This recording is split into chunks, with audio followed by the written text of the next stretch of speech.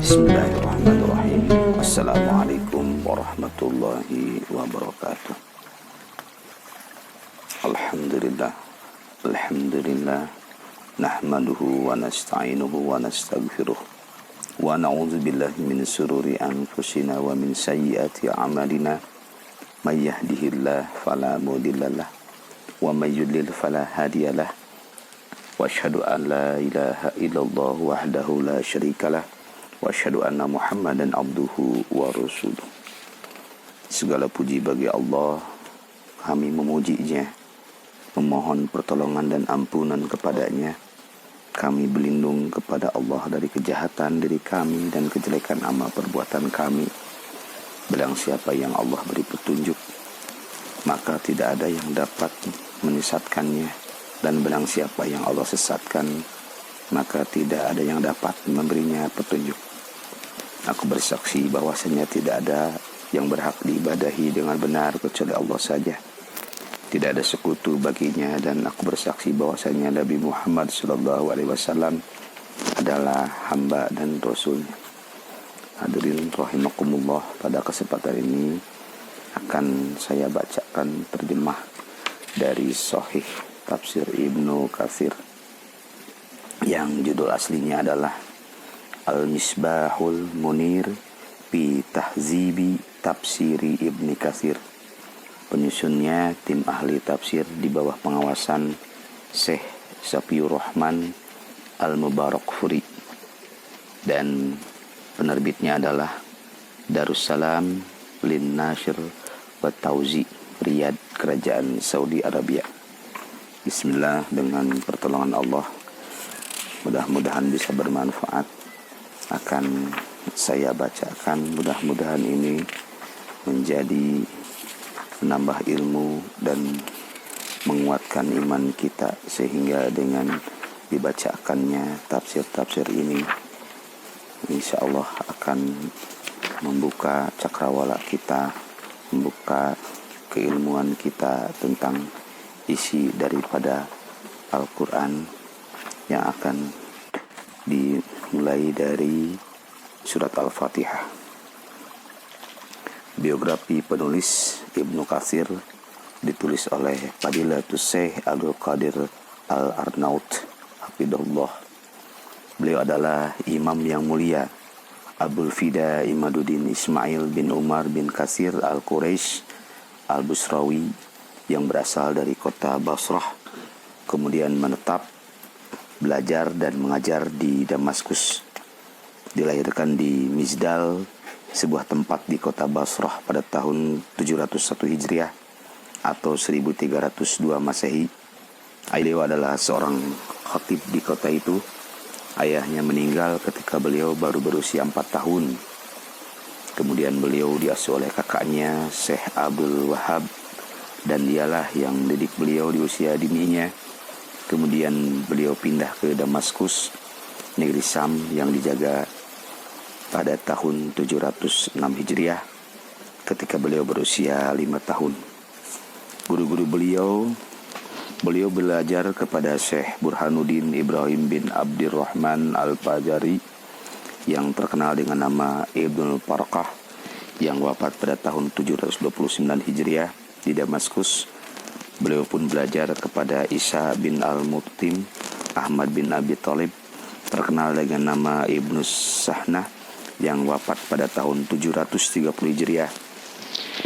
Ibnu Hajar yang wafat pada tahun 730 Hijriah, Baharuddin Al-Qasim bin Muzaffar, Ibnu As-Sakir, muhadis negeri Sam, yang wafat pada tahun 723 Hijriah, Ibnu Sayraji, Ishaq bin Yahya Al-Amidi, Afifuddin, ulama Jahiliyah, yang wafat pada tahun 725 Hijriah, Muhammad Ibnu Zarad, menyertai Syekh Jamaluddin Yusuf bin Az-Zaki Al-Mizi yang wafat pada tahun 742 Hijriah. Beliau mendapat banyak faidah dan menimba ilmu darinya, dan akhirnya beliau menikahi putrinya. Beliau juga belajar dari Syekhul Islam Taqiyuddin Ahmad bin Abdul Halim bin Abdissalam bin Taimiyah yang wafat pada tahun 728 Hijriah. Sebagaimana beliau menimba ilmu dari Syekh Al-Hafidh, seorang ahli tarikh atau sejarah, Samsuddin Muhammad bin Ahmad bin Usman bin Qayyimas Az-Zahabi yang wafat pada tahun 748 Hijriah. Dan ulama Mesir yang memberi beliau ijazah adalah Abu Musa Al-Qarafi, Abdul Fat Ad-Dabusi, Ali bin Umar As-Sa'wani, dan lain-lain.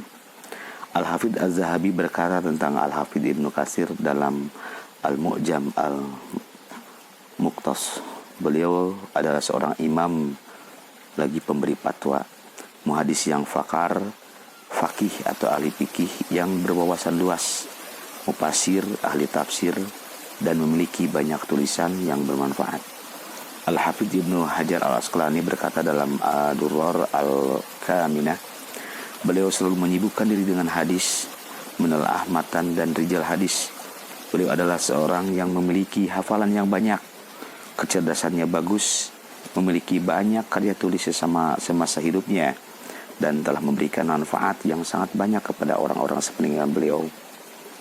Ada sejarah yang terkenal dengan nama Abul Mahasin Jamaluddin Yusuf Ibnu Saifuddin yang terkenal dengan nama Ibnu Tagri Bardi berkata dalam kitabnya Al-Manhalus Sofi wal Mustafa Ba'dal Wafi, beliau adalah Syekh Al-Imam Al-Alamah Imaduddin Abdul Fida, ulama yang banyak berkarya, terus bekerja, meraup ilmu dan menulis, pakar dalam bidang fikih, tafsir, dan hadis. Beliau mengumpulkan, mengarang, mengajar, dan menyampaikan hadis dan menulis. Beliau memiliki penelaahan yang luas bahasa Arab dan ilmu lainnya. Beliau mengeluarkan fatwa dan mengajar hingga beliau wafat. Semoga Allah merahmati beliau. Beliau dikenal sebagai ulama yang memiliki hafalan yang kuat dan tulisan yang bagus. Dia telah mencapai puncak dalam ilmu sejarah, hadis, dan tafsir.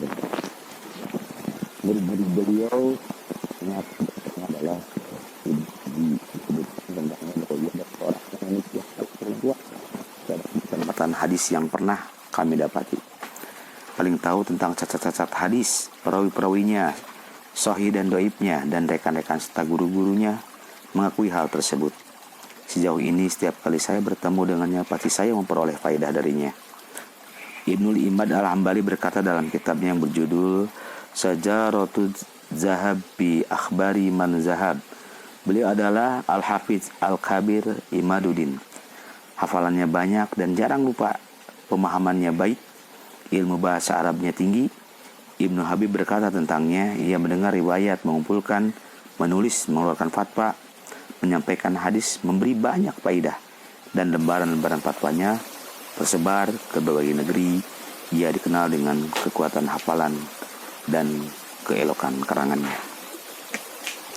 Demikian sekilas tentang Ibnu Katsir. Dan satu lagi, beliau wafat menurut Al-Hafidh Ibnu Hajar Al-Asqalani. Beliau kehilangan penglihatan di akhir hayatnya dan wafat di Damaskus, negeri Syam, yang terjaga pada tahun 774 Hijriah atau 1373 Masehi. Semoga Allah mencurahkan rahmat seluas-luasnya kepada beliau dan menempatkan beliau di surganya yang luas. Barakahul Quran. Al-Fatihah. A'udzubillahi minasyaitonir rajim. Bismillahirrahmanirrahim. Alhamdulillahirabbil arrahmanirrahim maliki yaumiddin. Iyyaka na'budu wa iyyaka nasta'in. Ihdinas siratal mustaqim. Shiratal ladzina an'amta 'alaihim ghairil maghdubi 'alaihim waladdallin. Amin. Muqaddimah Ibnu Katsir. Syekh Al-Imam Al-Awhad Al-Bari Al-Muttaqi Imaduddin Abul Fida Ismail bin Al-Khatib Abu Hafs Umar bin Katsir Asy-Syafi'i rahimahullah ta'ala wa radhiyallahu an berkata, segala puji bagi Allah yang telah membuka kitabnya dengan alhamdu, Allah berfirman, Bismillahirrahmanirrahim. Alhamdulillahirabbil alamin. Ar-Rahmanir-Rahim. Maliki yaumiddin. Segala puji bagi Allah, Rabb semesta alam. Maha pemurah lagi Maha penyayang, yang menguasai hari pembalasan. Al-Fatihah ayat 1 sampai 4. Dan membuka penciptaannya dengan alhamdu atau pujian. Allah Ta'ala berfirman, Alhamdulillahilladzi khalaqas samawati wal ard wa ja'ala adh-dhulumati wan nur tsumma alladzina kafaru bi rabbihim ya'dilun. Segala puji bagi Allah yang telah menciptakan langit dan bumi dan mengadakan gelap dan terang. Namun orang-orang yang kafir mempersekutukan sesuatu dengan Rabb mereka. Quran surat Al-An'am ayat 1. Dan menutupnya dengan alhamdu atau pujian. Allah Ta'ala berfirman setelah menyebutkan tempat kembali bagi ahli jannah dan ahli neraka. A'udzubillahi minasyaitonir wa taral malaikata hafina min hawlil arsy yusabbihuna bihamdi rabbihim wa qudiya bainahum bil haqqi wa qila alhamdulillahi rabbil alamin. Dan kamu Muhammad akan melihat malaikat-malaikat berlingkar di sekeliling ars, bertasbih sambil memuji Rabb-nya, dan diberi putusan di antara hamba-hamba Allah dengan adil, dan diucapkan segala puji bagi Allah, Rabb semesta alam. Quran surat Az-Zumar ayat 75. Oleh karena itu Allah Subhanahu wa taala berfirman, A'udzubillahi minasyaitonir rajim. Wa huwa Allahu la ilaha illahu lahul hamdu fil ula wal akhirah wa lahul hukmu wa ilaihi turja'un. Dan dialah Allah, tidak ada ilah yang berhak diibadahi dengan benar melainkan Dia. Baginyalah segala puji di dunia dan di akhirat, dan baginyalah segala penentuan, dan hanya kepadanya lah kamu dikembalikan. Quran surat Al-Qasas ayat 70. Maka segala puji adalah bagi Allah di dunia maupun di akhirat, yakni pada seluruh makhluk yang Dia ciptakan. Maka Dia terpuji atas semua itu, sebagaimana yang diucapkan oleh seorang yang salat, Allahumma rabbana lakal hamdu mil'as samawati wa mil'al ard wa mil'a ma syi'ta min syai'in ba'd. Ya Allah, Rabb kami, bagimu segala puji sepenuh langit dan bumi, serta sepenuh apa yang Engkau kehendak setelah itu. Segala puji bagi Allah yang telah mengutus para rasulnya, rusulan mubasyirina wa munzirina liyala yakuna linnasi 'ala Allahi hujjatun ba'da ar-rusul wa kana Allahu 'azizan hakima. Sebagaimana pembawa berita gembira dan pemberi peringatan agar supaya tidak ada alasan bagi manusia membantah Allah sesudah diutusnya rasul-rasul itu. Dan adalah Allah Maha Perkasa lagi Maha Bijaksana. Quran surat An-Nisa 165. Dan menutup mereka dengan Nabi yang Ummi Al-Arabi Al-Makki, pemberi petunjuk untuk menjelaskan jalan yang benar, diutus kepada seluruh makhluknya dari kalangan jin dan manusia sampai hari kiamat. Sebagaimana Allah Subhanahu wa ta'ala berfirman, Qul ya ayyuhan nasu inni rasulullahi ilaikum jami'al ladzi lahu mulkus samawati wal ard la ilaha illa huwa yuhyi wa yumit fa'aminu billahi wa rasulihi nabiyil ummi ladzi yu'minu billahi wa kalimatihi wattaba'uhu la'allakum tahtadun. Katakanlah, hai manusia, sesungguhnya aku adalah utusan Allah kepadamu semua, yaitu Allah yang mempunyai kerajaan langit dan bumi. Tidak ada ilah yang berhak diibadahi dengan benar selain Dia, yang menghidupkan dan yang mematikan. Maka berimanlah kamu kepada Allah dan Rasulnya, Nabi yang ummi yang beriman kepada Allah dan kepada kalimah-kalimah kitab-kitabnya, dan ikutilah Dia supaya kamu mendapat petunjuk. Quran surat Al-A'raf ayat 158. Dan Allah Subhanahu wa ta'ala berfirman, supaya dengan waktu memberi peringatan kepadamu dan kepada orang-orang yang sampai Al-Quran kepadanya. Al-An'am ayat 19. Barang siapa yang sampai kepadanya Al-Quran, baik orang Arab ataupun orang Ajam atau non-Arab, baik yang berkulit hitam, putih, baik bangsa jin ataupun manusia, maka Al-Quran merupakan peringatan baginya. Oleh karena itu Allah berfirman, wa may yakfur bihi minal ahjabi pannaru mau'iduh. Dan barang siapa di antara mereka orang-orang Quraisy dan sekutu-kutunya yang kafir kepada Al-Quran, maka nerakalah tempat yang diancamkan baginya. Quran surat Hud ayat 17. Maka barang siapa yang kafir kepada Al-Quran dari mereka yang telah kami sebutkan, Allah mengancam mereka dengan neraka sebagaimana firman-Nya. A'udzubillahi minasyaitonir rajim. Fadarni wa may yukadzibu bihadzal hadits sanastadrijuhum min haitsu la ya'lamun. Maka serahkanlah wahai Muhammad kepadaku urusan orang-orang yang mendustakan perkataan ini atau Al-Quran. Nanti kami akan menarik mereka dengan berangsur-angsur ke arah kebinasaan dari arah yang tidak mereka ketahui. Quran surat Al-Qalam ayat 44. Dan Rasulullah sallallahu alaihi wasallam bersabda, "Buistu ilal ahmari wal aswad." Aku diutus kepada kaum yang berkulit merah ataupun hitam. Mujahid mengatakan, yakni kalangan manusia dan jin. Dan beliau, semoga salawat dan salam tercurah kepadanya, adalah utusan Allah kepada seluruh jin dan manusia untuk menyampaikan kepada mereka apa yang diwahyukan oleh Allah kepada beliau berupa kitab yang mulia ini, yang tidak datang kepadanya kebatilan, baik dari depan maupun dari belakangnya, yang diturunkan dari Rabb yang maha bijaksana lagi maha terpuji. Perintah untuk memahami Al-Quran. Rasulullah Shallallahu Alaihi Wasallam telah mengabarkan kepada mereka dari Allah Subhanahu Wa Taala bahwa Dia telah memerintahkan kepada manusia untuk memahami Al-Quran. Allah Subhanahu Wa Taala berfirman, "Afala yatadabbaruna Al-Quran walau kana min indi ghairillahi lawahadu fihi tilafan katsira." Maka apakah mereka tidak memperhatikan Al-Quran? Kalau sekiranya Al-Quran itu bukan dari sisi Allah, tentulah mereka mendapati pertentangan yang banyak di dalamnya. Quran surat An-Nisa ayat 82.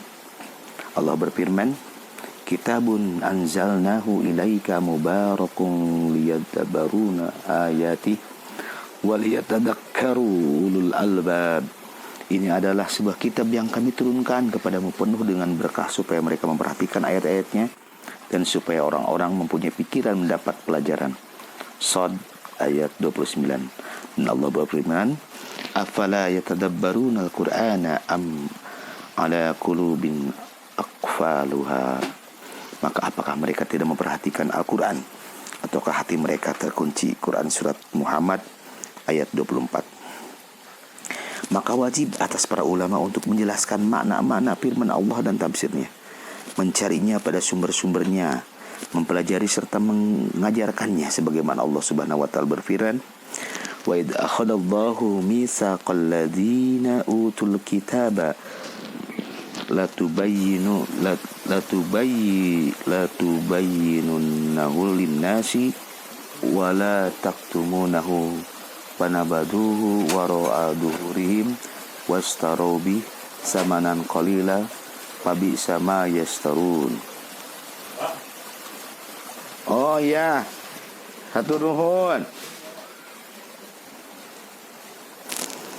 Wa idz akhadallahu mitsaqal ladzina utul kitaba latubayyinunnahu lin-nasi wa la taktumunahu fanabaduhu wara'a duhurihim wastaru bih samanan qalila fabisa ma yastarun. Allah Subhanahu wa taala berfirman yang artinya, dan ingatlah ketika Allah mengambil janji dari orang-orang yang telah diberi Alkitab, yaitu hendaklah kamu menerangkan isi kitab itu kepada manusia dan jangan kamu menyembunyikannya. Lalu mereka melemparkan janji itu ke belakang punggung mereka dan mereka menukarkannya dengan harga yang sedikit. Amatlah buruk tukaran yang mereka terima. Ali Imran 187. Allah Subhanahu wa taala juga berfirman yang artinya, sesungguhnya orang-orang yang menukar janjinya dengan Allah dan sumpah-sumpah mereka dengan harga yang sedikit, mereka itu tidak mendapat bagian pahala di akhirat, dan Allah tidak akan berkata-kata dengan mereka dan tidak akan melihat pada hari kiamat, tidak pula akan mensucikan mereka, dan bagi mereka azab yang pedih. Ali Imran ayat 77. Allah Ta'ala mencela ahlul kitab Yahudi dan Nasrani sebelum kita karena mereka berpaling dari kitab yang turunkan pada mereka. Mereka condong kepada dunia dan mengumpulkannya serta menyibukkan diri dengan perkara-perkara yang tidak diperintahkan. Padahal mereka diperintahkan untuk mengikuti kitabullah. Maka wajib atas kaum muslimin untuk menjauhi perbuatan mereka yang dicela oleh Allah dengan melaksanakan apa yang diperintahkan kepada kita, yaitu mempelajari dan mengajarkan kitabullah yang turunkan kepada kita. Allah Ta'ala berfirman yang artinya, belum tibakah saatnya bagi orang-orang yang beriman untuk tunduk hati mereka mengingat Allah dan kepada kebenaran yang telah turun kepada mereka. Dan janganlah mereka seperti orang-orang yang sebelumnya telah diturunkan Alkitab kepadanya. Kemudian berlalulah masa yang panjang atas mereka, lalu hati mereka menjadi keras, dan kebanyakan di antara mereka adalah orang-orang yang fasik. Ketahuilah olehmu bahwa sesungguhnya Allah menghidupkan bumi setelah matinya. Sesungguhnya kami telah menjelaskan kepadamu tanda-tanda kebesaran kami supaya kamu memikirkannya. Al-Hadid ayat 16-17. Dalam ayat ini Allah Ta'ala memberikan peringatan bahwa sebagaimana Dia menghidupkan bumi setelah matinya, maka demikian pula Allah melembutkan hati dengan iman dan petunjuk yang sebelumnya keras karena dosa dan maksiat. Hanya Allah sajalah yang kita harapkan dan kita pinta agar mewujudkan semua itu untuk kita. Sesungguhnya Dia Maha Pemurah lagi Maha Mulia. Surat Al-Fatihah artinya pembukaan. Ini surat Makkiyah, surat ke-1, 7 ayat. A'udzubillahi minasyaitonirrajim. Bismillahirrahmanirrahim. Alhamdulillahirabbil alamin, arrahmanir rahim, maliki yaumiddin. Iyyaka na'budu wa iyyaka nasta'in. Ihdinas siratal mustaqim, siratal ladzina an'amta 'alaihim ghairil maghdubi 'alaihim waladdallin. Dengan menyebut nama Allah yang Maha Pemurah lagi Maha Penyayang. Segala puji bagi Allah, Rabb semesta alam, Maha Pemurah lagi Maha Penyayang, yang menguasai hari pembalasan. Hanya kepadamu kami beribadah dan hanya kepadamu kami memohon pertolongan. Tunjukkanlah kepada kami jalan yang lurus, yaitu jalan orang-orang yang telah Engkau anugerahkan nikmat kepada mereka, bukan jalan mereka yang dimurkai dan bukan pula jalan mereka yang sesat. Nama Al-Fatihah dan maknanya. Surat ini disebut Al-Fatihah atau pembuka, yang maknanya adalah pembuka kitab secara tertulis. Dengan surat inilah dibukanya bacaan dalam sholat. Surat ini disebut juga Ummul Kitab atau induk Al-Quran.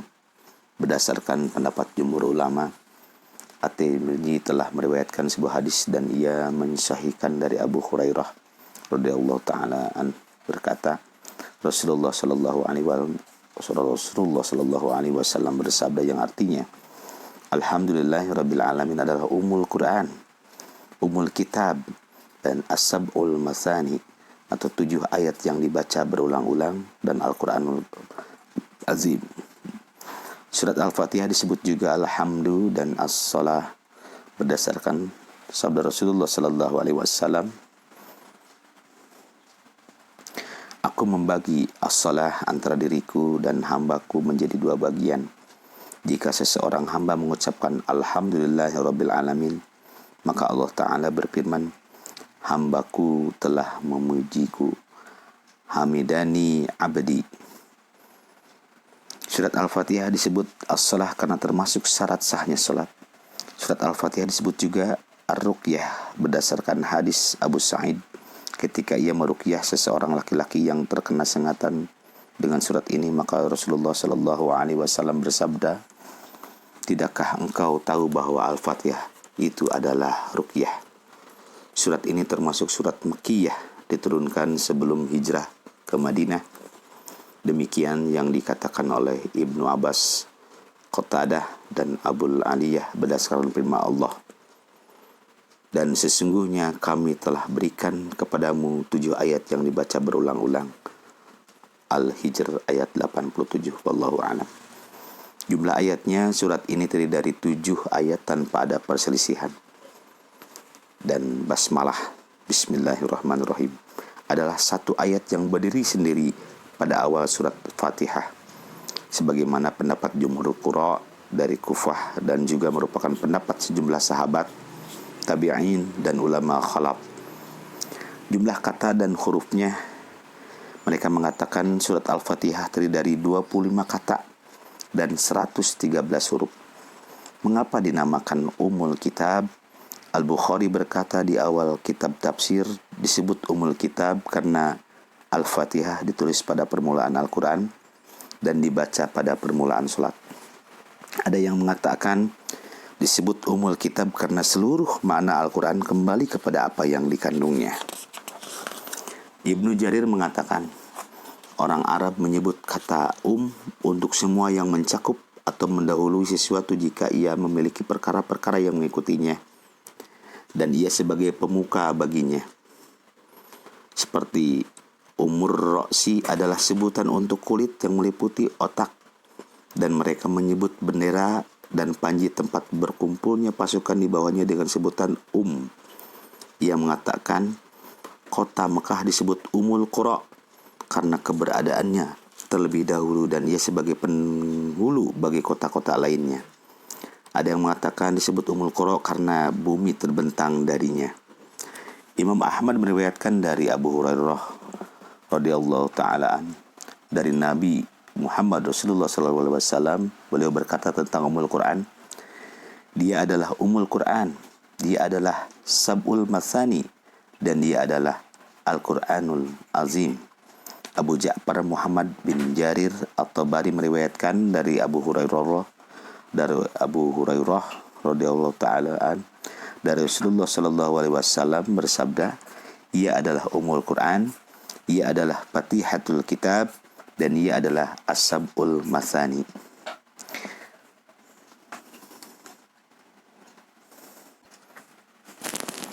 Isti'adah sebelum membaca Al-Quran atau membaca ta'awud atau a'udzubillahi minasyaitonirrajim. Allah Subhanahu wa taala berfirman, apabila kamu membaca Al-Quran, hendaklah kamu meminta perlindungan kepada Allah dari syaitan yang terkutuk. Quran Surat An-Nahl ayat 98. Yakni jika engkau hendak membaca, maka sebelumnya bacalah isti'adzah a'udzubillahi minasyaitonirrajim. Sebagaimana firman Allah, hai orang-orang yang beriman, apabila kamu hendak mengerjakan sholat, maka basuhlah wajah dan tanganmu. yakni jika engkau hendak mengerjakan sholat maka berwudulah terlebih dahulu. Hal ini juga berdasarkan hadis-hadis Nabi. Maha suci engkau ya Allah, dan segala puji bagimu, maha agung namamu dan maha tinggi kemuliaanmu. Tidak ada ilah yang berhak diibadahi dengan benar kecuali engkau. Kemudian beliau membaca La ilaha illallah sebanyak 3 kali. Setelah itu beliau mengucapkan kemudian kepada Allah yang mendengar lagi mengetahui dari siapa yang terkutuk dari godaan lupan dan habisannya. A'udzubillahi samil alimi minasyaitonir rajim min hamzihi wa nafihi wa nafsihi. Hadis ini juga diriwayatkan oleh para penulis kitab Sunan yang 4. At-Tirmidzi mengatakan bahwa hadis ini adalah hadis paling masyhur dalam masalah ini. Apakah isti'adzah itu wajib atau sunnah? Jumhur ulama berpendapat bahwa isti'adzah itu hukumnya sunnah dan bukan suatu kewajiban yang jika seseorang meninggalkannya maka ia berdosa. Ar-Razi menceritakan dari Atha bin Abi Rabah tentang wajibnya isti'adzah di dalam salat dan di luar salat ketika hendak membaca Al-Quran. Ar-Razi berhujah dengan riwayat Atha, yaitu dengan zahir ayat fasta'id, maka hendaklah kamu meminta pertolongan. Ini adalah perintah yang zahirnya wajib. Juga karena Nabi Shallallahu Alaihi Wasallam melakukannya dan isti'adzah dapat menolak keburukan syaitan. Sedangkan suatu perkara yang tidak sempurna suatu kewajiban kecuali dengannya, maka perkara itu pun wajib. Di samping itu isti'adzah merupakan tindakan kehati-hatian, maka jika seseorang yang berlindung mengucapkan a'udzubillahi minasyaitonirrajim, maka itu sudah cukup.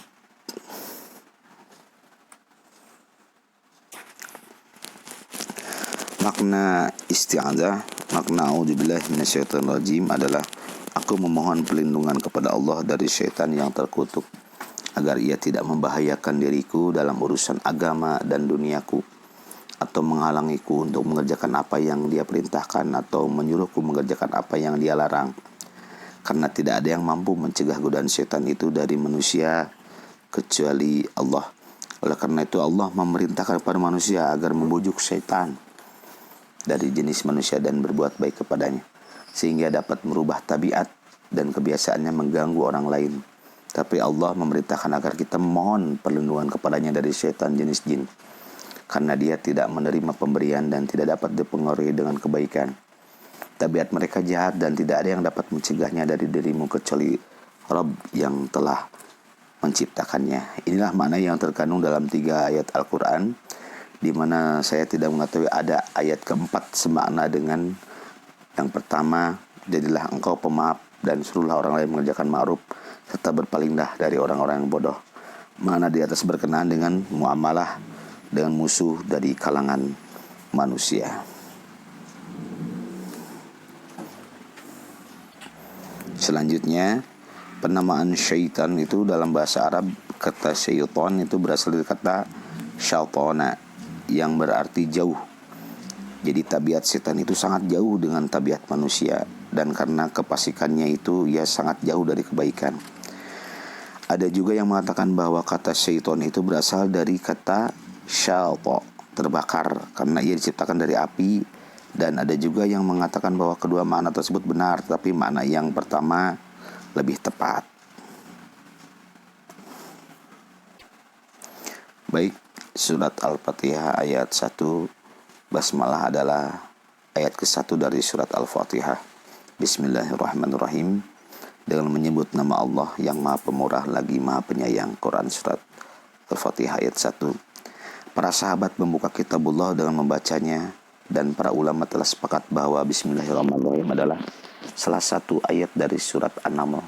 Tetapi mereka berbeda pendapat apakah basmalah itu merupakan ayat yang berdiri sendiri pada awal setiap surat atau merupakan bagian dari awal masing-masing surat dan ditulis pada pembukaannya, atau merupakan salah satu ayat dari setiap surat.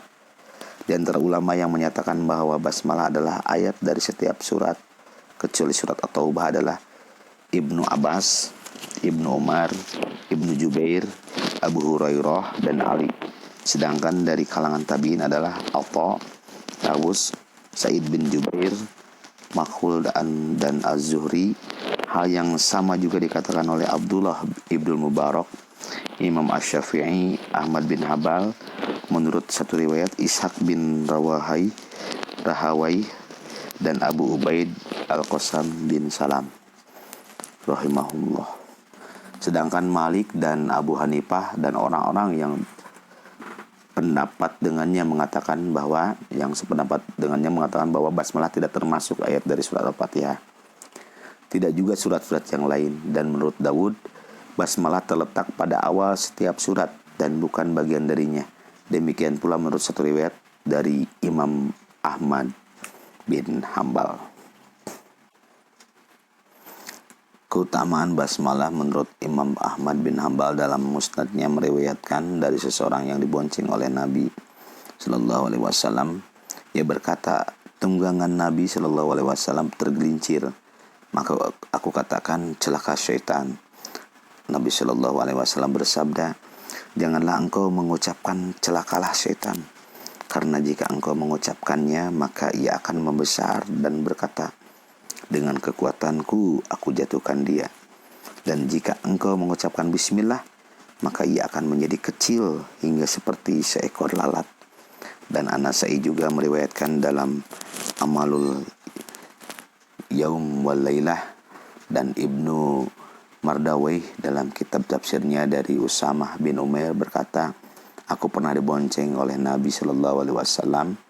Lalu yang menyebutkan kejadiannya, dan Nabi Shallallahu Alaihi Wasallam bersabda, jangan mengucapkan itu karena setan akan membesar seperti rumah, tetapi ucapkanlah Bismillah, niscaya ia akan menjadi kecil seperti seekor lalat. Ini merupakan berkah dari ucapan Bismillah. Disunahkan membaca basmalah sebelum memulai setiap pekerjaan. Oleh karena itu, disunahkan membaca basmalah pada awal setiap ucapan maupun perbuatan. Disunahkan juga membacanya pada awal khutbah berdasarkan dalil yang ada. Dan juga disunahkan membacanya sebelum masuk ke kamar kecil berdasarkan hadis dalam masalah itu. Tidak sempurna wudu bagi orang yang tidak menyebut nama Allah, mengucapkan basmalah padanya. Hadis ini hasan. Umar bin Abi Salamah berkata, ucapkan bismillah. Makanlah dengan tangan kananmu dan makanlah makanan yang dekat dirimu. Demikian disunahkan membacanya sebelum makan berdasarkan hadis tadi dalam Sahih Muslim bahwa Rasulullah pernah bersabda kepada anak tiri beliau, yaitu Umar bin Abi Salamah. Meski demikian, sebagian ulama ada yang mewajibkannya. Disunahkan juga membacanya ketika hendak berjima dengan istri.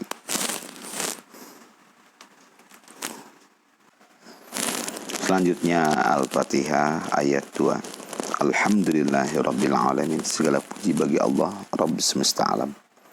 Makna kata alhamdu, Abu Ja'far bin Jarir berkata, makna alhamdulillah adalah bersyukur kepada Allah subhanahu wa ta'ala semata dan bukan kepada sembahan selainnya, bukan juga kepada makhluk yang telah dia ciptakan, atas segala nikmat yang telah dia anugerahkan kepada para hambanya yang tidak terhingga jumlahnya. Kenikmatan tersebut berupa kemudahan berbagai sarana untuk menaatinya, dan anugerah berupa kekuatan fisik untuk dapat melaksanakan kewajiban-kewajiban darinya. Selain itu, dia telah memberikan rezeki kepada mereka di dunia serta melimpahkan berbagai macam kenikmatan dalam hidup mereka yang pada dasarnya mereka sama sekali tidak memiliki hak atas hal itu. Pelimpahan nikmat itu disertai dengan peringatan dan seruan kepada mereka agar menggunakan nikmat-nikmat itu sebagai sebab-sebab atau sarana-sarana yang dapat membawa mereka kepada kekekalan hidup di surga, tempat segala macam kenikmatan yang abadi. Hanya bagi Allah segala puji di awal maupun di akhir. Ibnu Jarir mengatakan alhamdulillah merupakan pujian bagi Allah, pujian Allah bagi dirinya. Di dalamnya terkandung perintah kepada hamba-hambanya agar mereka memuji dirinya. Maksudnya memuji Allah, seolah-olah dia mengatakan ucapkanlah alhamdulillah. Dia mengatakan bahwa ucapan alhamdulillah adalah pujian bagi Allah dengan nama-namanya yang baik dan sifat-sifatnya yang tinggi. Adapun ucapan asyukurulillah adalah pujian baginya atau pujian bagi Allah atas segala nikmat dan pertolongannya.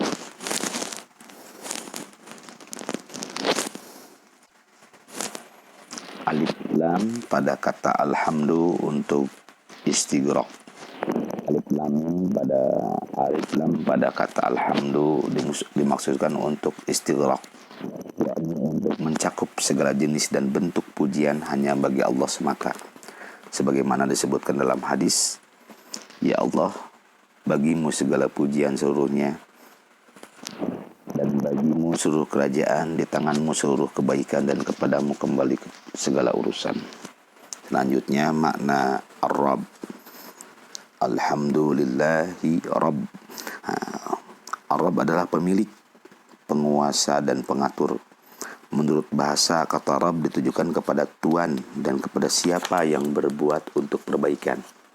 Semua itu benar bagi Allah. Kata Ar-Rabb tidak digunakan untuk selain Allah, kecuali jika disambung dengan kata lain setelahnya. Misalnya, Rabbudar artinya pemilik rumah. Sedangkan nama Ar-Rabb secara mutlak hanya boleh digunakan oleh Allah subhanahu wa ta'ala. Dan ada yang mengatakan bahwa itu adalah Al-Ismul Azam atau nama yang agung. Makna Al-Alamin. Al-Alamin adalah jamak dari alam, yang berarti segala sesuatu yang ada selain Allah. Alam adalah bentuk jamak yang tidak memiliki bentuk mufrad atau bentuk tunggal. Al-awalim berarti berbagai macam makhluk yang ada di langit, bumi, daratan maupun lautan. Dan di setiap kurun atau generasi juga disebut al-alam. Al-fara dan Abu Ubaid mengatakan al-alam adalah sebuah ungkapan bagi sesuatu yang berakal, yakni manusia, jin, malaikat, dan syaitan, dan hewan tidak disebut alam.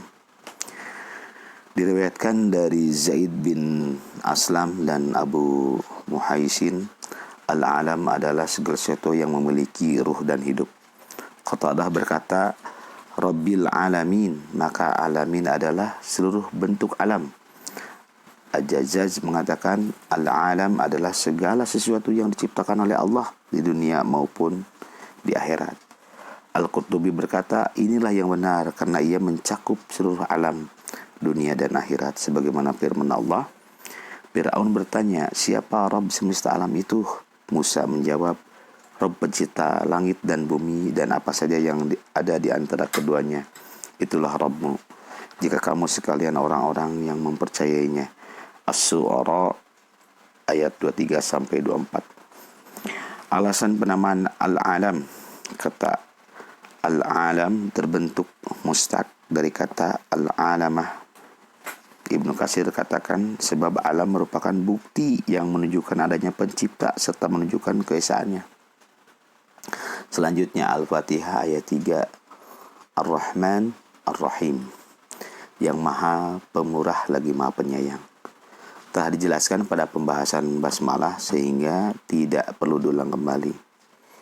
Al-Qurtubi berkata Allah mensifati dirinya dengan Ar-Rahman dan Ar-Rahim setelah Rabbul Alamin untuk menyertai anjuran atau targhib setelah peringatan, tarbib, sebagaimana Allah berfirman, kabarkanlah kepada hamba-hambaku bahwa sesungguhnya akulah yang maha pengampun lagi maha penyayang, dan bahwa sesungguhnya ajabku adalah ajab yang sangat pedih. Al-Hijr ayat 49 ayat 50. Dan Allah juga berfirman, sesungguhnya Rabbmu amat cepat siksaannya dan sesungguhnya dia maha pengampun lagi maha penyayang. Al-An'am ayat 165. Selanjutnya Al-Qurtubi mengatakan Arab merupakan peringatan sedangkan Ar-Rahman Ar-Rahim merupakan anjuran. Dalam Sahih Muslim disebutkan bahwa hadis yang diriwayatkan dari Abu Hurairah berkata, Rasulullah Shallallahu Alaihi Wasallam bersabda, seandainya seorang mukmin mengetahui siksaan yang ada di sisi Allah, niscaya tidak ada seorang pun yang bersemangat untuk meraih surganya. Dan seandainya orang kafir mengetahui rahmat yang ada di sisi Allah, niscaya tidak ada seorang pun yang berputus asa dari rahmatnya. Selanjutnya Al-Fatihah ayat 4, Maliki Yaumiddin, yang menguasai hari pembalasan. Makna pengkhususan Al-Malik, penguasa pada hari pembalasan. Pengkhususan kekuasaan pada hari pembalasan tidaklah menafikan kekuasaan Allah atas kerajaan lainnya. Kerajaan di dunia, karena telah disampaikan sebelumnya bahwa dia adalah Rabb semesta alam dan kekuasaannya itu umum, baik di dunia maupun di akhirat. Disandarkannya Al-Malik kepada kalimat Yaumiddin, hari pembalasan, karena pada hari itu tidak ada seorang pun yang dapat mengaku-aku sesuatu dan tidak ada juga yang dapat berbicara kecuali dengan izin Allah. Sebagaimana Allah berfirman, pada hari ketika ruh dan para malaikat berdiri bersop-sop, mereka tidak berkata-kata kecuali siapa yang diberi izin kepadanya oleh Rabb yang maha pemurah dan dia mengucapkan kata yang benar. An-Naba ayat 38. Allah berfirman, dan merendahlah semua suara kepadaku yang maha pemurah, maka kamu tidak mendengar kecuali bisikan saja. Toha 108. Dan Allah berfirman, dikala datang hari itu tidak ada seorang pun yang berbicara melainkan dengan izinnya, maka di antara mereka ada yang celaka dan ada juga yang berbahagia. Hud 105. Ad-Dahhak meriwayatkan dari Ibnu Abbas tentang Maliki Yaumiddin, pada hari itu hukum hanyalah milik Allah, tidak seperti ketika mereka hidup di dunia. Selanjutnya makna Yaumiddin, Ibnu Abbas berkata, hari pembalasan adalah hari perhitungan bagi semua makhluk. Disebut juga hari kiamat. Mereka diberi balasan sesuai dengan amalnya. Jika amalnya baik, maka balasannya juga baik. Dan jika amalnya buruk, maka balasannya pun buruk, kecuali bagi orang yang diampuni. Hal serupa juga dikatakan oleh sahabat lainnya, tabi'in dan juga para ulama salaf. Dan inilah pendapat yang jelas. Raja dan raja di raja adalah Allah. Raja yang hakiki adalah Allah. Dia berfirman, dialah Allah yang tidak ada ilah yang berhak diibadahi dengan benar selain dia. Raja yang maha suci, yang maha sejahtera. Quran Surat Al-Hasr ayat 23. Dalam kitab As-Sahihain, Sahih Al-Bukhari dan Sahih Muslim, diriwayatkan sebuah hadis marfu dari Abu Hurairah bahwa Rasulullah Shallallahu Alaihi Wasallam bersabda, julukan yang paling hina di sisi Allah adalah seorang yang menjuluki dirinya Malikul Amlak atau raja di raja, karena tidak ada raja yang sebenarnya kecuali Allah. Dalam kitab yang sama diriwayatkan juga dari Abu Hurairah dari Rasulullah, beliau bersabda, Allah pada hari kiamat akan menggenggam bumi dan melipat langit dengan tangan kanannya, lalu berfirman, di manakah raja-raja bumi? Di manakah mereka yang merasa perkasa? Di mana orang-orang yang sombong? Kata Allah. Sedangkan dalam Al-Quran disebutkan, kepunyaan siapakah kerajaan pada hari ini? Kepunyaan Allah yang Maha Esa lagi Maha mengalahkan. Al-Mu'min ayat 16. Adapun penyebutan raja bagi selain Allah di dunia hanyalah bersifat majas atau kiasan saja, sebagaimana Allah berfirman, sesungguhnya Allah telah mengangkat Talut menjadi rajamu. Al-Baqarah ayat 247. Juga berfirman, karena di hadapan mereka ada seorang raja. Al-Kahfi 79. Dan juga firman Allah, ketika dia mengangkat nabi-nabi di antaramu dan menjadikan kamu orang-orang merdeka. Al-Maidah ayat 20. Dalam kitab Sahih Bukhari dan Sahih Muslim disebutkan seperti raja-raja di atas singgasana. Selanjutnya tafsir ad-din. Kata ad-din berarti pembalasan dan perhitungan. Allah Subhanahu wa taala berfirman, di hari itu Allah akan memberi mereka balasan yang setimpal menurut semestinya. An-Nur ayat 25. Dia juga berfirman, apakah sesungguhnya kita benar-benar akan dibangkitkan untuk diberi pembalasan? As-Saffat 53, yakni pembalasan dan perhitungan. Dalam sebuah hadis Rasulullah Shallallahu Alaihi Wasallam bersabda, Al-Qais, orang yang cerdas kuat adalah orang yang senantiasa bermuhasyi dirinya dan beramal untuk kehidupan setelah kematian. Artinya ia akan senantiasa menghisab dirinya sebagaimana yang dikatakan oleh Umar, hisablah diri kalian sendiri sebelum kalian dihisab. Hasibu anfusakum qabla an tuhasabu. Hisablah diri kalian sendiri sebelum kalian dihisab, dan timbanglah diri amal kalian sebelum diri amal kalian ditimbang, dan bersiaplah untuk menghadapi hari yang besar, yakni hari diperlihatkannya amal seseorang, sementara semua amal kalian tidak tersembunyi darinya. Pada hari itu kamu dihadapkan kepada Rabb-Mu, tidak ada sesuatu pun dari keadaanmu yang tersembunyi bagi Allah.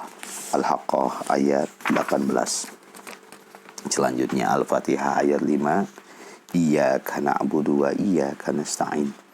Hanya kepadamu kami beribadah dan hanya kepadamu kami memohon pertolongan. Makna ibadah menurut bahasa dan istilah syariat. Menurut bahasa, ibadah bermakna kerendahan. Dikatakan thariqun mu'abbad wabairun mu'abbad, jalan yang diratakan dan unta yang dijinakan, yakni ditundukkan. Adapun menurut istilah syariat, ibadah adalah sebuah ibarat bagi rangkaian cinta, ketundukan dan rasa takut yang sempurna. Faedah didahulukannya maf'ul dan kemudian diulangi, didahulukannya ma'mul atau objek, yaitu kata iyyaka, dan setelah itu diulangi lagi, bertujuan untuk mendapatkan perhatian dan juga sebagai pembatasan. Artinya, kami tidak beribadah kecuali kepadamu dan kami tidak bertawakal kecuali hanya kepadamu. Itulah puncak kesempurnaan ketaatan. Dan agama ini secara keseluruhan kembali kepada dua makna di atas. Iyyaka na'budu wa iyyaka nasta'in. Sebagaimana dikatakan oleh sebagian salaf bahwa surat Al-Fatihah adalah rahasia Al-Quran. Rahasia Al-Fatihah itu terletak pada ayat Iyyaka na'budu wa iyyaka nasta'in. Hanya kepadamu kami beribadah dan hanya kepadamu kami memohon pertolongan. Penggalan pertama yakni hanya kepadamu kami beribadah merupakan pernyataan berlepas diri dari kemusyrikan. Sedangkan pada penggalan kedua, yakni hanya kepadamu kami memohon pertolongan, merupakan sikap berlepas diri dari upaya dan kekuatan, serta berserah diri kepada Allah. Mana seperti ini tidak hanya terdapat dalam satu ayat Al-Quran saja, seperti firman-Nya.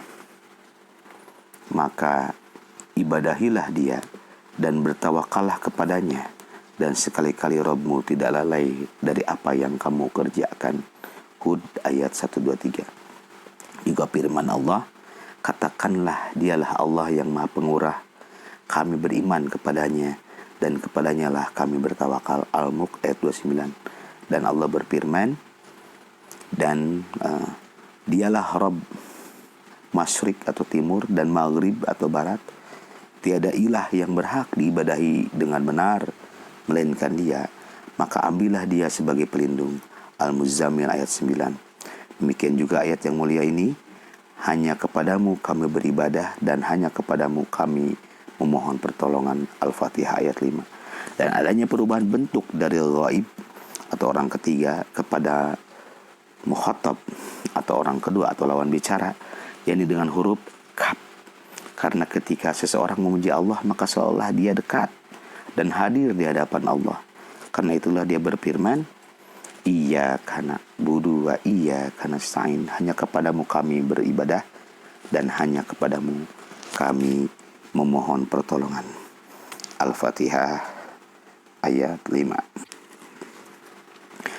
Tauhid uluhiyah. Ad-Dahhak meriwayatkan dari Ibnu Abbas radhiyallahu ta'ala an berkata, Iyyaka na'budu, hanya kepadamu kami beribadah, yakni hanya Engkau semata yang kami esakkan, kami takuti dan kami harapkan, wahai Rabb kami, bukan selainmu. Itu tauhid uluhiyah. Dan tauhid rububiyah, wa iyyaka nasta'in, hanya kepadamu kami mohon pertolongan untuk mentaatimu dan dalam segala urusan kami. Qatadah berkata, Iyyaka na'budu wa iyyaka nasta'in, dia memerintahkan kepada kalian agar mengikhlaskan ibadah dan meminta pertolongan kepadanya dalam segala urusan kalian. Iyyaka na'budu, hanya kepadamu kami beribadah, dahulukan dari wa iyyaka nasta'in, hanya kepadamu kami mohon pertolongan, karena ibadah kepadanya merupakan tujuan dan meminta pertolongan merupakan wasilah atau sarana untuk mendapatkannya, dan perkara yang didahulukan adalah perkara yang lebih penting, dan seterusnya. Wallahu a'lam. Selanjutnya Al-Fatihah ayat 6. Ihdinas siratal mustaqim, tunjukkanlah kami kepada jalan yang lurus. Rahasia diakhirkannya doa setelah pujian dan penyebutan sifat. Setelah menyampaikan pujian kepada Allah dan menyatakan hanya kepadanya permohonan ditujukan, maka layaklah jika hal itu diiringi dengan permintaan.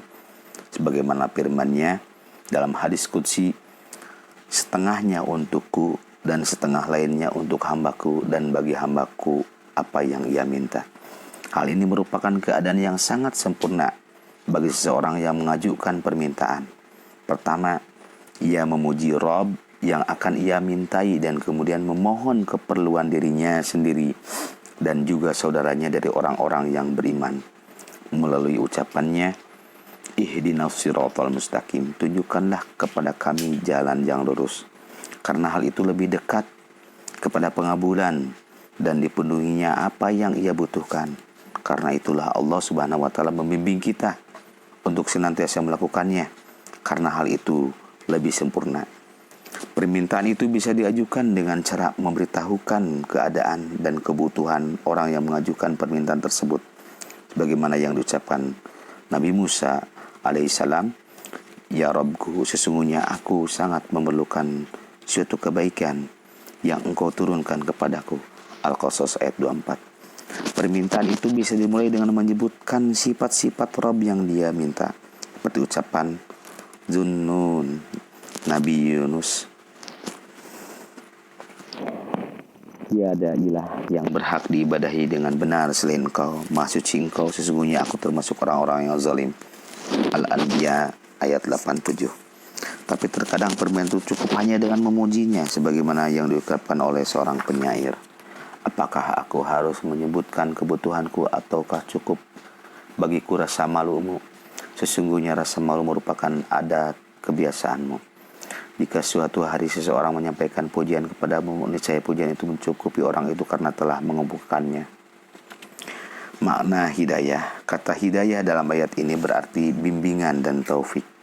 Terkadang kata hidayah atau muta'addi membutuhkan objek tanpa huruf penyambung. Sebagaimana firman-Nya, Ihdinas siratal mustaqim, tunjukkanlah kepada kami jalan yang lurus. Dalam ayat tersebut terkandung makna, berikanlah ilham kepada kami dan berikanlah taufik kepada kami. Berikanlah rizki atau anugerah kepada kami. Dan juga firman-Nya, dan kami telah menunjukkan kepadanya dua jalan, atau Al-Balad ayat 10. Artinya kami telah menjelaskan kepadanya jalan kebaikan dan jalan keburukan. Selain itu kata hidayah juga bisa muta'addi dengan memakai kata bila, sebagaimana firman Allah. Allah telah memilihnya dan menunjukinya kepada jalan yang lurus. An-Nahl ayat 121. Dan juga firman-Nya, maka tunjukkanlah kepada mereka jalan ke neraka. As-Saffat ayat 23. Karena hidayah dalam ayat di atas adalah bimbingan dan petunjuk. Demikian juga firman-Nya, sesungguhnya kamu benar-benar memberi petunjuk kepada jalan yang lurus. As-Surah ayat 52. Terkadang kata hidayah muta'addi dengan memakai huruf lam, sebagaimana ucapan para penghuni surga, Alhamdulillahilladzi hadana lihadza, sesungguh segala puji Allah yang telah menunjuki kami kepada jannah ini. Al-A'raf ayat 43. Artinya Allah memberikan taufik kepada kami untuk memperoleh surga ini dan Dia menjadikan kami sebagai penghuninya. Nah, selanjutnya makna as-siratal mustaqim, jalan yang lurus. Sedangkan mengenai as-siratal mustaqim, jalan yang lurus, Imam Abu Ja'far bin Jarir mengatakan, seluruh ahli tafsir sepakat bahwa maksud as-siratal mustaqim adalah jalan yang terang dan lurus, tidak ada kebengkokan padanya. Demikian yang dikenal dalam bahasa seluruh bangsa Arab, diantaranya adalah perkataan Jarir bin Atiyah al-Qadfi, Amirul Mukminin di atas jalan yang lurus, manakala persimpangan-persimpangan mulai bengkok. Ibnu Jarir menyambung penuturannya, pendukung-pendukung bagi makna itu sangat banyak sehingga tidak bisa disebutkan satu persatu. Kemudian orang Arab menggunakan kata sirat untuk makna-makna lain.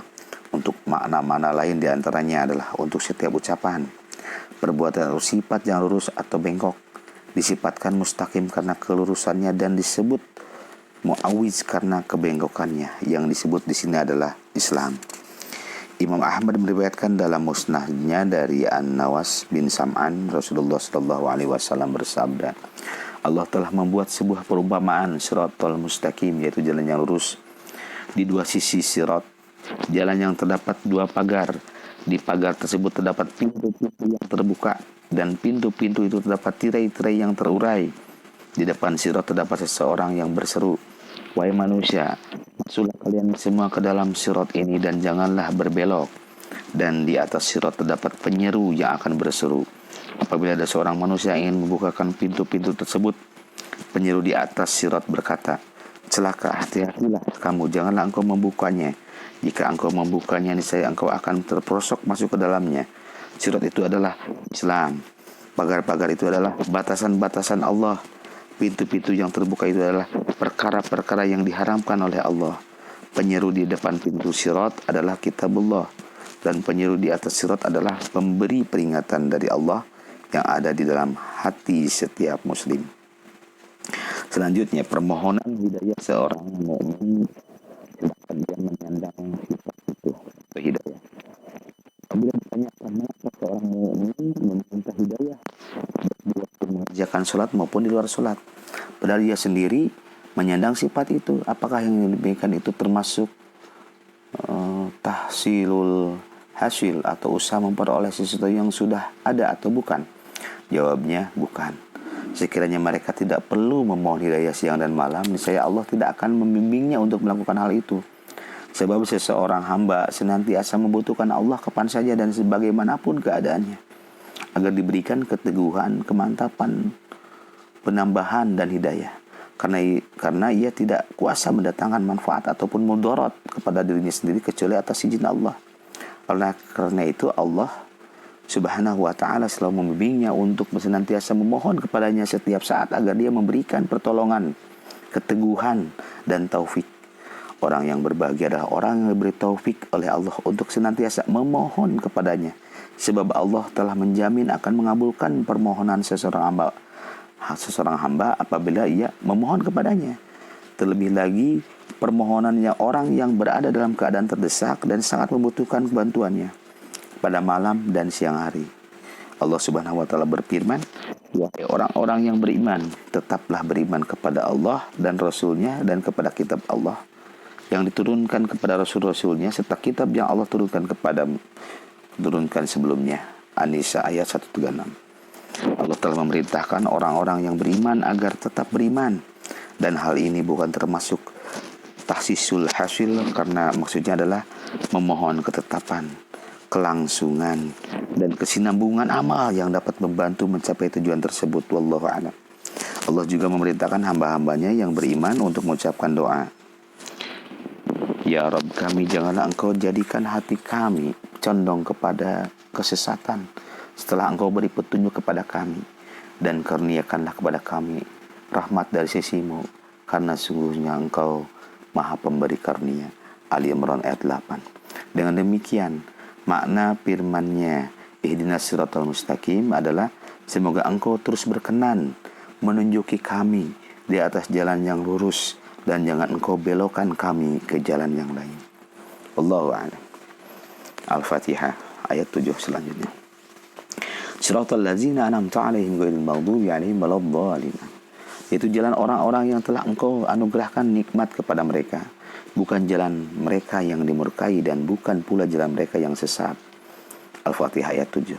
Telah disebutkan dalam hadis sebelumnya bahwa apabila seorang hamba mengucapkan ihdinas siratal mustaqim hingga akhir ayat, maka Allah berfirman, ini untuk hambaku dan bagi hambaku apa yang ia minta.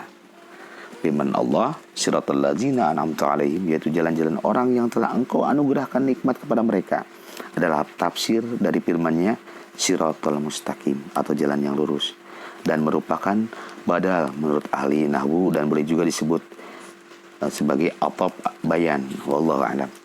Orang-orang yang diberikan nikmat Allah adalah mereka yang tersebut dalam surat An-Nisa. Allah berfirman, dan barang siapa yang mentaati Allah dan Rasul-Nya, mereka itu akan bersama-sama dengan orang-orang yang dianugerahi nikmat oleh Allah, yaitu para nabi, para siddiqin, orang-orang yang mati syahid, dan orang-orang yang soleh.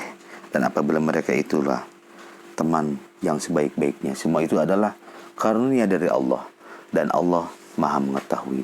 An-Nisa ayat 69-70. Dan firman-Nya, bukan jalan mereka yang dimurkai dan bukan pula jalan mereka yang sesat. Ghairil maghdubi 'alaihim waladdallin. Maknanya, tunjukkanlah kepada kami jalan yang lurus, yakni jalan orang-orang yang telah Engkau berikan nikmat kepada mereka, yaitu mereka yang memperoleh hidayah, istiqamah, dan ketaatan kepada Allah dan Rasul-Nya, serta melaksanakan semua perintahnya dan menjauhi segala larangannya. Bukan jalan orang-orang yang mendapat murka, yang kehendak mereka telah rusak, hingga meskipun mereka mengetahui kebenaran, namun mereka menyimpang darinya. Bukan pula jalan orang-orang yang sesat, yaitu mereka yang tidak memiliki ilmu, sehingga mereka berada dalam kesesatan, serta tidak mendapatkan jalan menuju kebenaran.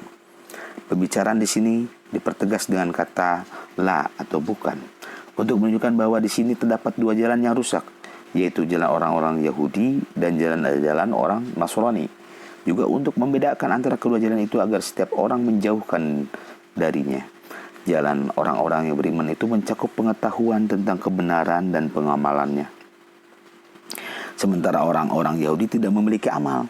Adapun orang-orang Nasrani tidak memiliki ilmu.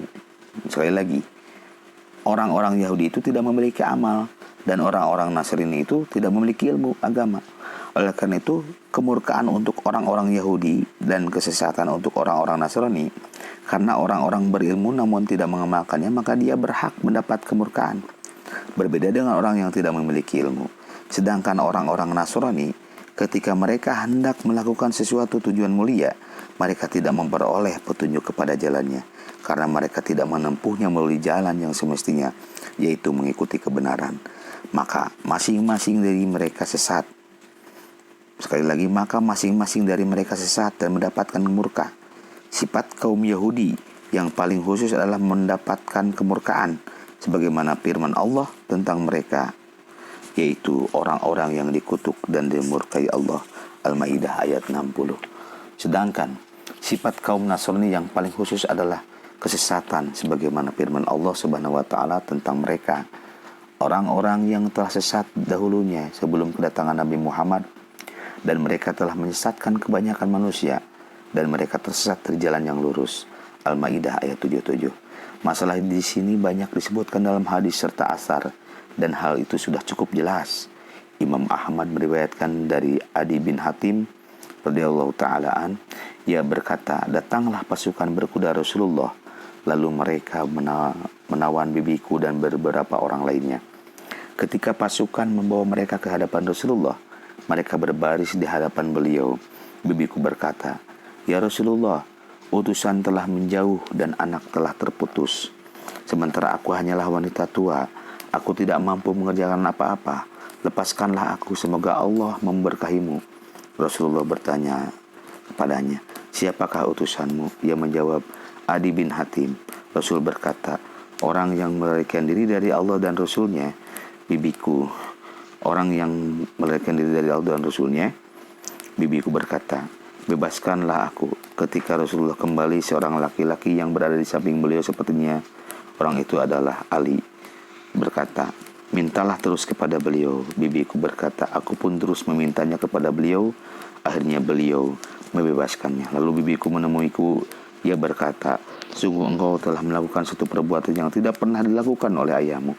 Sungguh telah datang kepada beliau si Fulan dan ia mendapat bagian dari beliau. Lalu datang si Fulan lainnya, dan ia pun mendapatkan bagian dari beliau. Maka aku pun mendatangi beliau. Ternyata di sisi beliau ada seorang wanita dan beberapa anak kecil.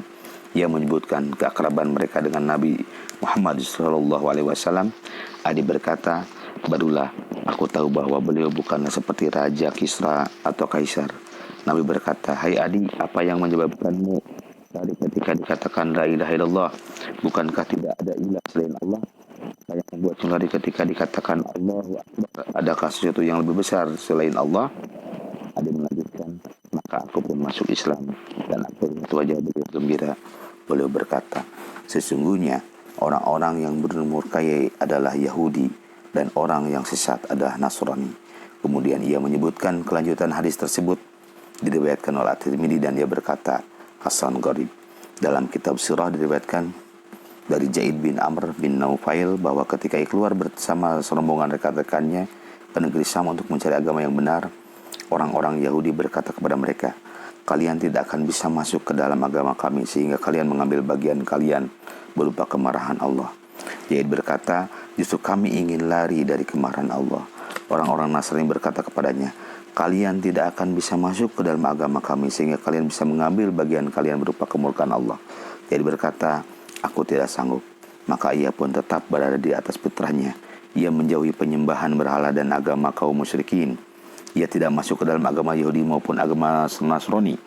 Adapun rekan-rekannya masuk agama Nasrani dan menjadi penganutnya, karena mereka mendapati agama Nasrani lebih dekat kepada kebenaran daripada agama Yahudi.